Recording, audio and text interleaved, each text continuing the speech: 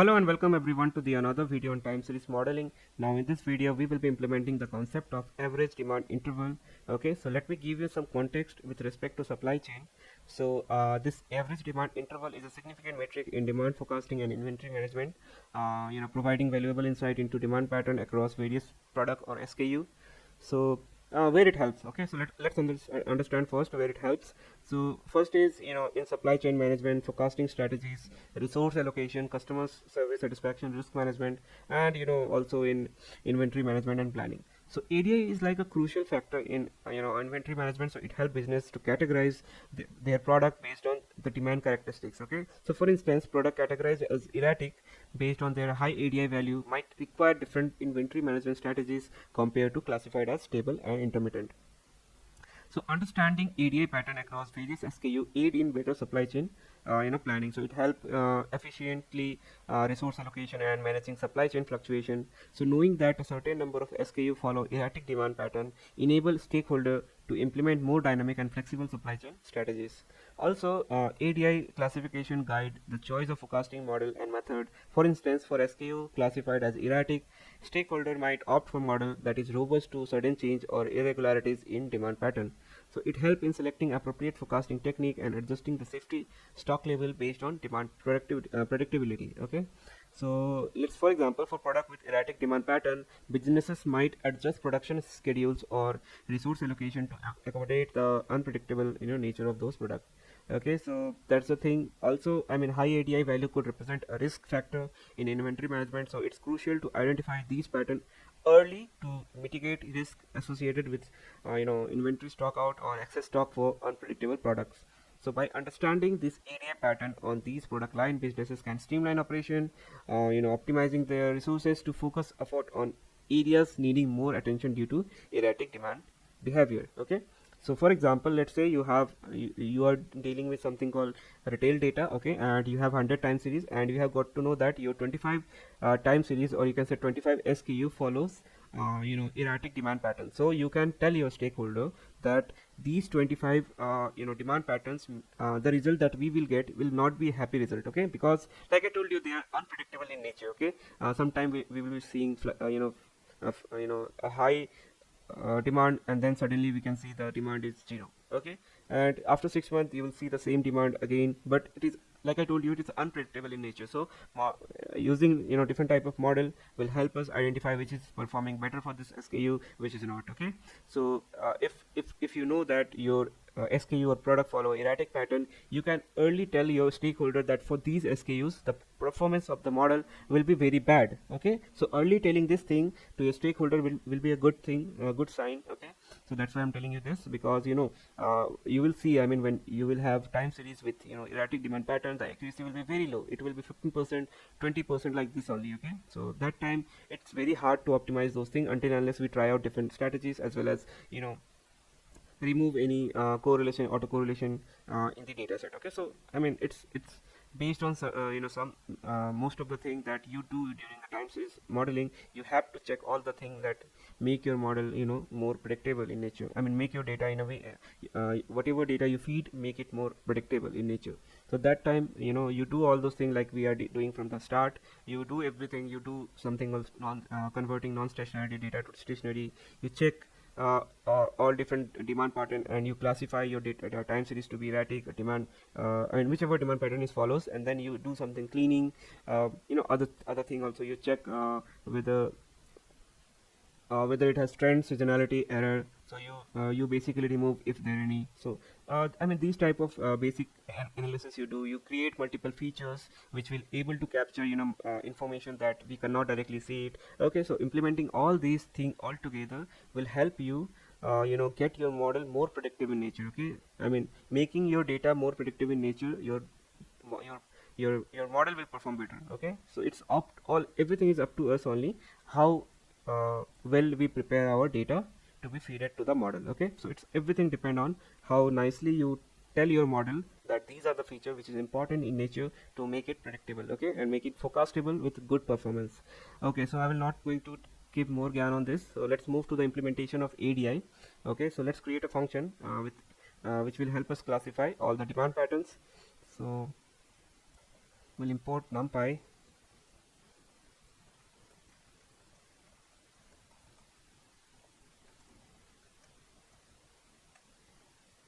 Okay, and let's create the function.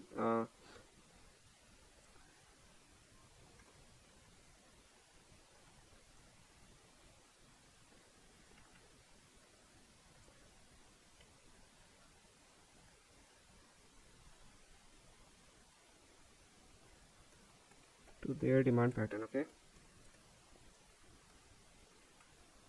so def classify ADI. We need to pass the time series, so let's say the argument name is demand pattern, or say demand data. Okay, so first of all we need to convert our demand data into array form. Okay, equal to np dot array of your demand data, and after that what we need to do is we need to calculate the ADI for your demand pattern. So to calculate ADI, so the basic formula is ADI equal to np dot mean of your demand pattern, I mean the demand array that you created, for all demand array that is greater than 0. Okay, so that's how you calculate demand pattern. Okay, I mean ADI. Okay, now let's classify this ADI value as stable, intermittent, lumpy, and erratic. Okay, so if classify ADI value. Okay, so if ADI is less than 1.3, then it should return stable. Okay, then 1.3 less than equal to ADI, as well as, so if the value is in between these two values, then it will be called as intermittent. Okay,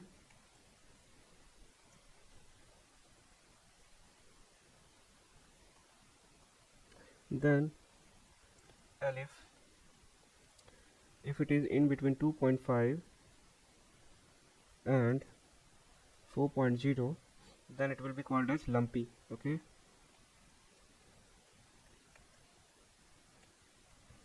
else it is erratic. Now let's create a data set. Let's create a data set with 4 items.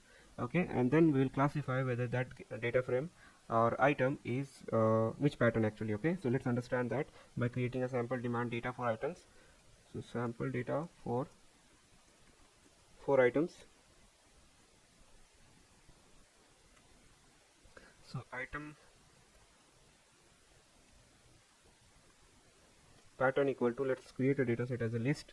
So let's say 0 5 0 6 0 0 0. Okay, I mean you can create yourself as well, try out different numbers and see how it is classifying it as these full classification values: stable, intermittent, lumpy, and erratic. Okay, 0 0 7. Okay, so this is like a a lumpy demand pattern. Okay, lumpy.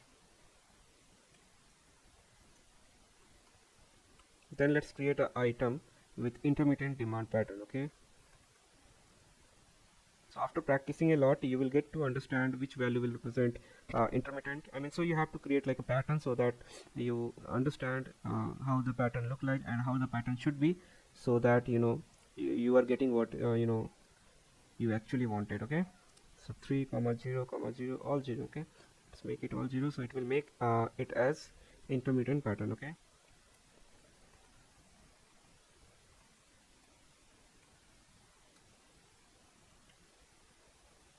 now next we will be adding as stable pattern. Okay, so item 3.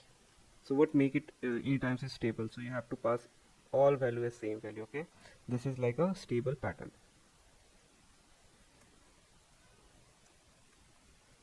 Now next is item 4.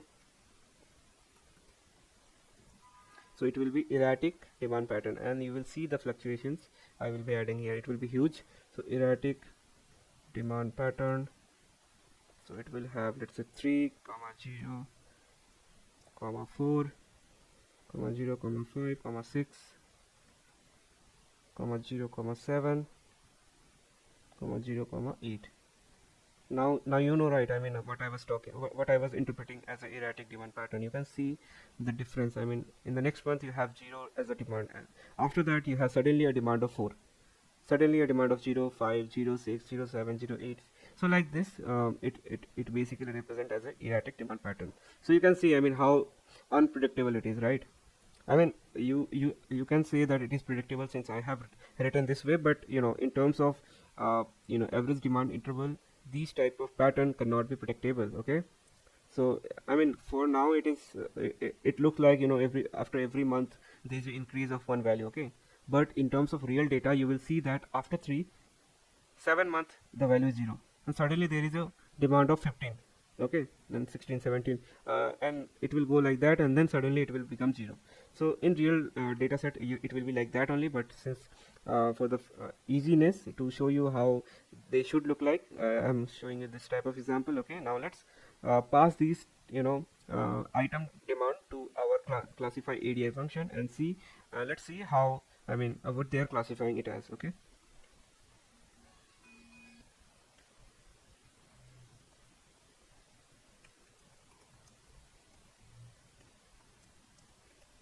so let's call these, so let's call the classify ADI function, and we will pass this pattern equal to this. Oops, there is error, I guess. Okay,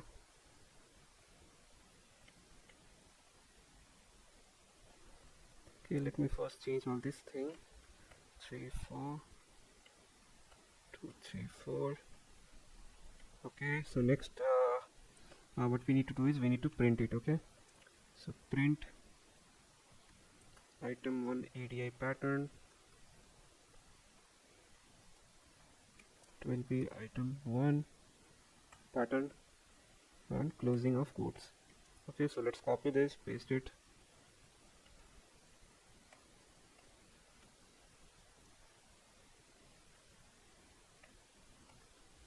Okay, so now let's run this. It shouldn't come, the error shouldn't come, because it was coming because we overwritten this variable. So let's restart and run this again. Okay, so you can see, so the way we wanted our output to be is, I mean, we are getting that output only. So the first, okay, no, we are not getting that output. So you can see the very first item is, we thought it will be lumpy, but somehow it become erratic. Okay, and next is intermittent, and instead of intermittent it has become lumpy. Okay, then stable is stable. I mean, like I told you, if the value is similar, like 1111 like that, so it will be again it's a stable pattern, right? I mean, you can even look and tell that this time series pattern is stable. Now for last one, like we were saying, that it will be erratic because the demand that I mean, how the demand is to showing the value is totally erratic. I mean, they are unpredictable in nature. So now let's fix this first two, why they are coming like this. I mean, it shouldn't be like this, but somehow it has came. So let's make this 0 and let's make this 3. Now it should come as intermittent. Still it's lumpy. Why is this happening? So let's it's still lumpy. So let's do one thing, change it to something like 0 to 1 0. I mean, the change in the value will be very less. Okay, I mean, more than stable but less than lumpy. Okay, so 2102, again 1, again 2, so like this. Okay, and make everything 0 apart from that.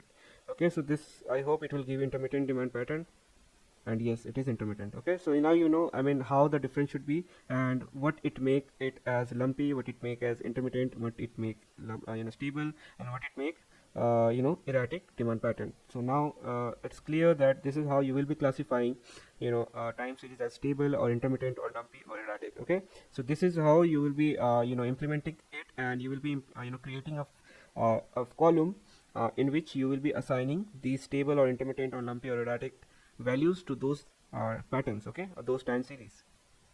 and after adding these feature to your time series, you will get to know how many time series you have stable, how many time series you have intermittent, lumpy, or erratic.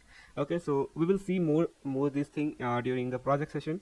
Okay, so wait for that, and we'll implement all this information that we have implemented so far. All the information we'll implementing all of them, okay, in a project. So see you in the next video, guys. Thanks for coming. So see you, bye.